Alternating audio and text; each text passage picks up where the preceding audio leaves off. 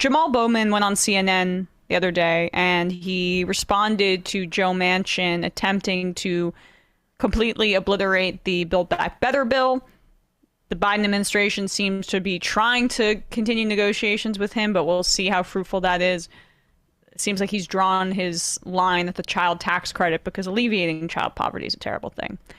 What kind of party can't stand up to a guy drawing that line is, I think, gross. The Democratic Party. Let's elaborate a reason that I don't know. It should be. Well, they had no prepared offensive. Biden, it's been widely reported that he's my friend. Yeah, he had faith in his 37 years in the Senate and the way that he was able to have good faith negotiations with everybody and anybody.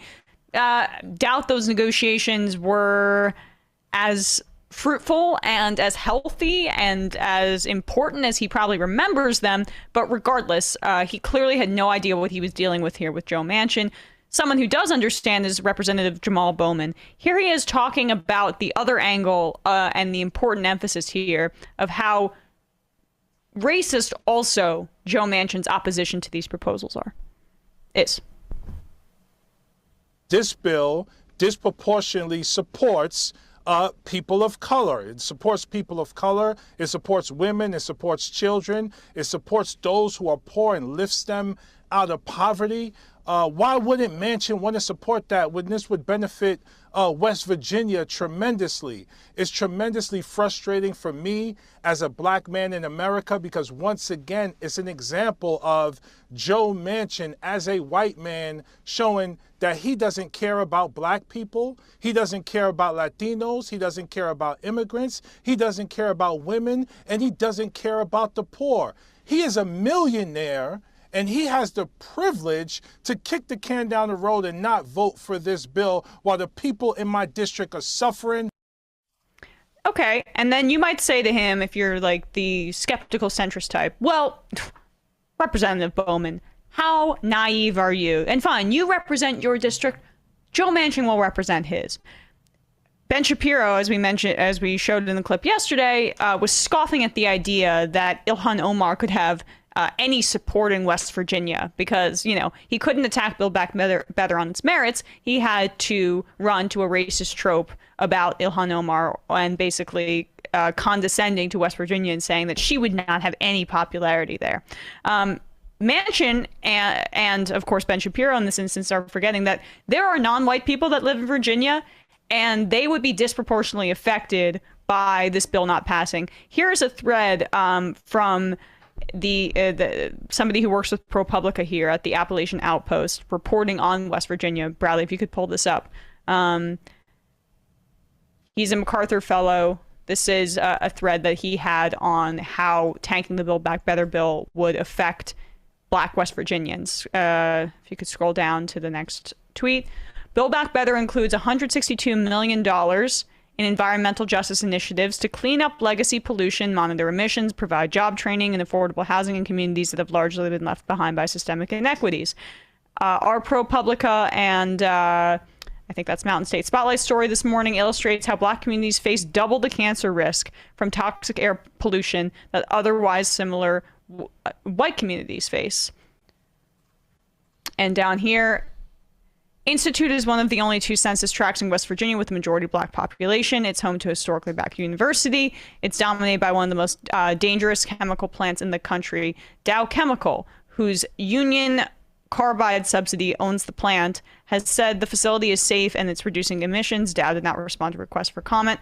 Local activists like Pam Nixon lobbied and rallied for months, hoping to convince Manchin to back the legislation and its initiatives to make places like Institute stronger. We need these, Nixon said at an October rally. These are not entitlements. Senator Joe Manchin did not answer our questions about environmental justice, but his office said that he continues to monitor conditions in Institute. So it's more of the same for Institute residents like second-generation activist Kathy Ferguson.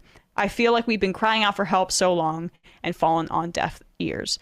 You guys can check out that reporting at ProPublica, but I wanted to pull that up because even if you're, one, we were talking about the popularity of Build Back Better provisions like the child tax credit in West Virginia, which is true, but polling is not, it's not the best footing to make an argument on. However, there are tangible consequences for many of the provisions in this bill, including the resources that would go towards communities like Institute and people in his district who he's pretending like are in opposition to this bill. Yeah, I might upset some people with this. I'm not super thrilled with Bowman's rhetoric there, and I understand that that's what's winning in the left edge of Democratic Party politics. I think it's all true, and I don't think there's anything untruthful about it.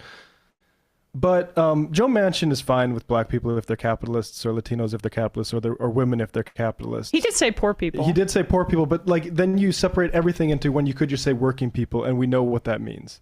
And I don't think that this sort of bifurcation is going to be helpful, frankly, because I don't think people care about poor people in this country. Like I think we empower people as capitalists or like by capitalists, and then we don't care about the rest. So like But then from a framing perspective, it's probably the right thing to do. Is it putting heat on Manchin to say he's racist or to say he's attacking the working class? Like I don't think he cares about people calling him racist, but I don't know. We'll see. I'll just say, like, look, I understand that this is the the rhetoric of like, say, squad types, and they've won more than, say, like maybe the people who would focus more on a working class message. And so I don't really have a representative stand on here. I'm just worried about that because I don't know how efficacious it's going to be in a fight like this. I hear what you're saying. I mean, I think like there is a larger audience in that clip than just Manchin, and there's like the pressure that creates. And when you make the scope of it more expansive and you also appeal to, like, I don't know, poor people's good, but like, I don't know. I just think like, I don't know. I think maybe I'm wrong. I'm not saying I'm right about this. I don't see the straight line for, like, I don't think the people that are going to be spoken to that feel communicative with Bowman in this sort of speech, that Manchin cares what they think. Yeah. Look, I hear your argument for sure. I hear what you're saying for sure.